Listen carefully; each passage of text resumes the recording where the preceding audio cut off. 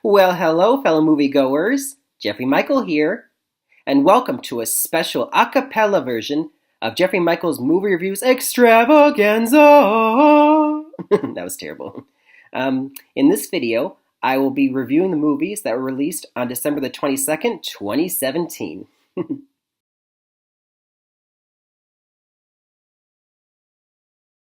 The first movie that I will review is Pitch Perfect 3, rated PG-13.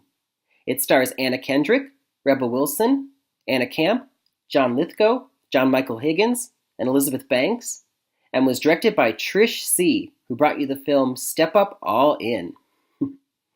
Can I just start by saying the Barden Bellas are back once again, bitches? Pitch Perfect 3 is the third film in a trilogy that all started way back in 2012 with Pitch Perfect. I love these films, by the way.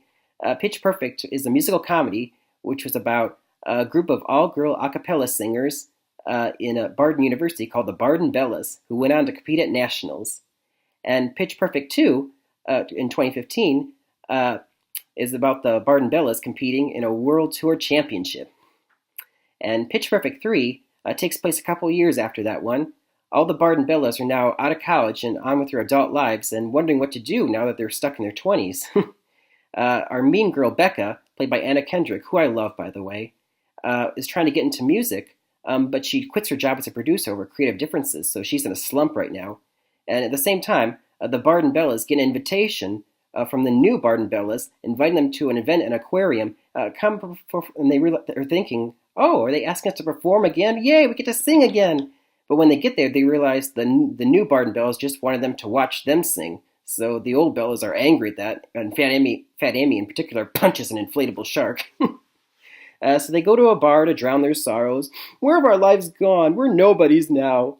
And one of their members, Aubrey, played by Anna Camp, suggests, hey, how about a swan song? One last hurrah before we all go off into our adult lives. Yeah, let's do it. So they decide to sign up for a USO Tour Championship, where the winning group gets to open up for DJ Khaled, who's played by himself in this movie. And so they're off on the new adventure to the USO base, where they size up their competition, they flirt with some hot soldier boys, and they all are going through their own problems in their lives. Fat Amy in particular, played by Rebel Wilson, I love her too, by the way, she's great. She finds, and when she gets to her room there, an old bunny toy from her childhood, realizing her estranged father has come back in the picture, played by John Lithgow. And he says, I want to be a better father. I want to rekindle our relationship. And she's no fool. She knows he's still an international criminal. And, that subplot eventually gets tied into the main plot. And let's just say later on that some explosions are involved. And I haven't mentioned the best part yet. John Michael Higgins and Elizabeth Banks are once again back as snarky commentators, John and Gail. I love those two in the movies. And this time they're following the Bellas around with cameras, trying to film their own documentary about the Bellas, whether they like it or not. Anyway, overall, I have to say, with Pitch Perfect 3, it was a nice, entertaining film. It's not bad. It's just when you've already seen, Pitch Perfect and Pitch Perfect 2, which were great films in my opinion, it just doesn't measure up to those two. I get the feeling that, this time around they set a release date and they were in a rush to get the film ready in time, that maybe they didn't spend as much time on the script. It's still a nice film. They have the great, singing a cappella numbers, and there's still Fat Amy, played by Rebel Wilson, pretty much steals the spotlight again. She's great. But I feel like, though, that the heart and the soul just weren't really there this time. The plot was a little disjointed, and overall, I don't know. I just didn't feel it was as great as the first two anyway. So overall, I think I would give, Pitch Perfect I gave an A-, and Pitch Perfect 2 I gave a B+. This time around, I would give Pitch Perfect 3 a solid B. I think so. It's not as good as the first two, but it's still, good time to be had. It's just a shame, though, that this trilogy decided to, not end on a high note. See what I did there? Anyway, moving on.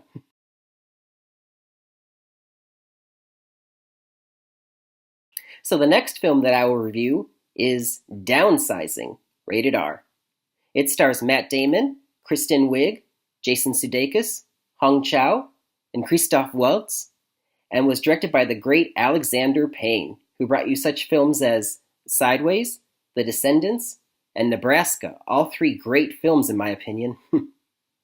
So, Downsizing is an interesting concept of a film.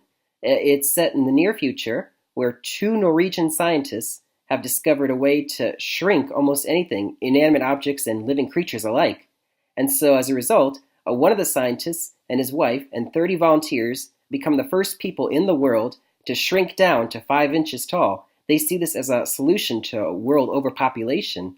And it's broadcast all over the world and even takes noticed by an average American named Paul, played by Matt Damon.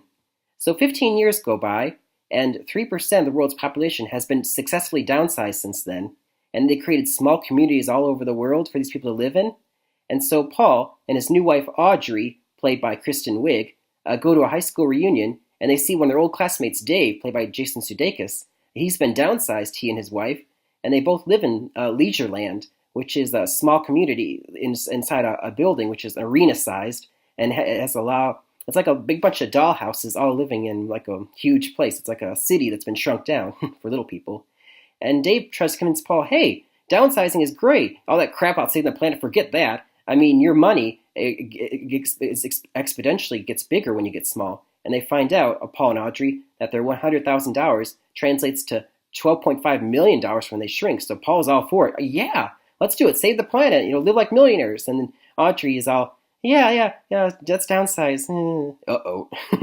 And so the first half of the film shows Paul and Audrey preparing themselves, downsizing all their stuff, preparing to go to the place, and we see the lengthy procedure of how you downsize. Basically, you shave all the hair off your body and take out your fillings so they don't, grow when you shrink.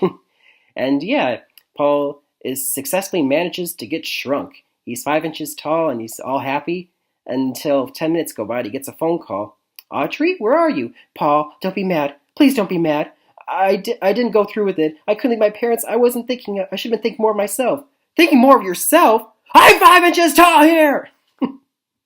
And so, as predicted, Paul, now divorced, is living all alone in Leisureland. Not sure what to do now with his life. And can I stop right here and say, this movie was kind of, the first half was good, and the second half, not so much. It's the kind of movie I would call a climb and dive kind of film. Basically, the first half, is great. The concept and, execution, setting up this whole world that they now live in. You're climbing up that mountain till you get to the peak, which is the part where Paul is now alone in Leisureland. And then all of a sudden, the second half, you fall right down the mountain, and the second half is just, loses steam, it loses momentum. I feel like once they get Paul into Leisureland, the filmmakers are like, okay, now what do we do? It's like they're making stuff up as they go along. He's living in a house, and he has an eccentric neighbor named Dusan, played with glee by Christophe Waltz. And Dusan has a cleaning lady, a Vietnamese girl named Lan Tran, played by Hong Chow. She was downsized against her will, and she tried to, smuggle her way into America, and she lost her leg in the process, and now she has a pathetic, broken amputee leg. And Paul, who used to be a doctor when he was big, says, hey, I can help you out with your leg. Well, you help me out, but you help me first. And so she takes him off to these slums, which are located just outside Leisureland. And Paul's all, okay, you're wondering, the viewer, like, what are these slums doing outside Leisureland? Were they built there? Were they always there? Or why are there poor people in Leisureland? Like, there's a lot of questions that go unanswered. And so he helps her out with helping out these people, for providing food and comfort and medicine to these people in the slums. And another thing, too, her leg, he never addresses the problem with her leg throughout the movie. So, it's like another, plot line that didn't really go anywhere. And at one point, he takes a trip to Norway to see the original scientist who shrunk himself. And, there's a lot of other stuff, heavy messages about saving the planet and how we're all doomed. And, what do we do? We're small. There's a lot of stuff here, and it doesn't really connect, all these, themes and storylines. It gets jumbled together. And it's a shame, too, because I like Alexander Payne as a director. Those last three movies I mentioned, Sideways, Descendants, and Nebraska were all three great. So this is actually one of his weakest films, I thought, overall. Sadly, I would have to give my grade a B-. I was expecting more. I was excited to see this movie, and it started off great, and then it just, like I said, nosedived downward. Didn't really recover since then, so I look forward to future Alexander Payne films, but I don't think I could recommend this one. Unless you do want to see it, go ahead, but I don't think so. Sorry.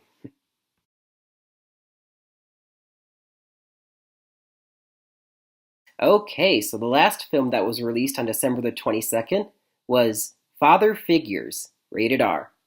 It stars Ed Helms, Owen Wilson, and Glenn Close, and is a directorial debut of Lawrence Sher. Now, I have to say, this film has a bit of a history. It was originally supposed to be released in last January 2017, under the title Bastards. And it got pushed back to this Christmas, 2017, and the title was changed because TV advertisers were not going to show ads with that curse word title. So it's changed to Father Figures. And I feel like they wanted to release it around Christmas because there was a lot of films released at the time, and they're like, let's just dump it off and get whatever money we can and just call it a day. and when you watch the film, you understand the plot. It's about two brothers, fraternal twins, named Peter and Kyle.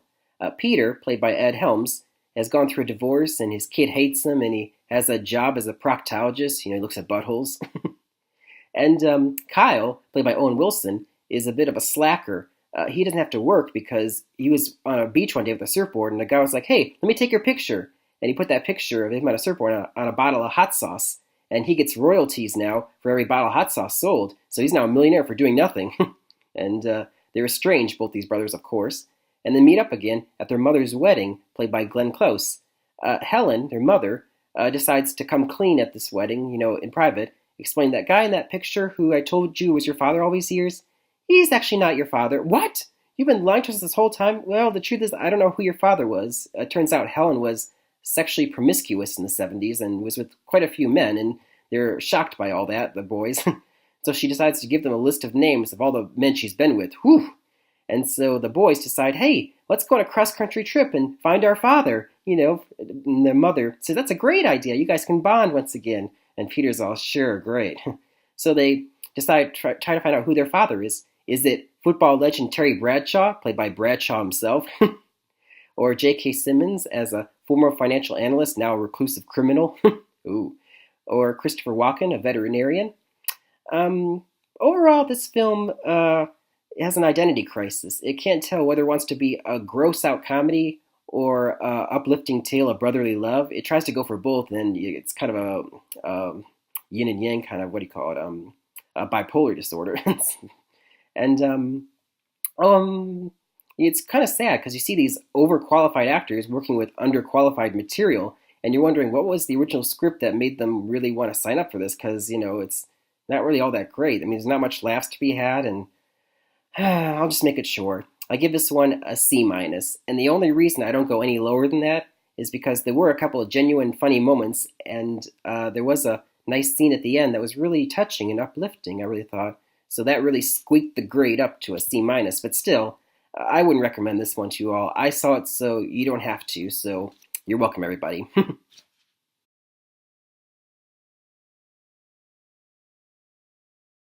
Recap. Recap, everybody. Pitch Perfect 3, B. Nice, entertaining film with the Bard and Bellas that's not quite as good as the first two, but I'd still recommend it to everyone. Downsizing, B-. Climb and dive film with a great, concept in first half, but then falls apart in the second half. See it if you want to, but meh, I don't know. And finally, Father Figures, C-. Confusing, not all that funny tale about two brothers trying to find their father. Don't bother with this one. It's just not worth it. And that'll do it for another a cappella version of Jeffrey Michaels' movie reviews Extravaganza. Until next time, happy movie watching, everybody. Now onward to the theater to see movies.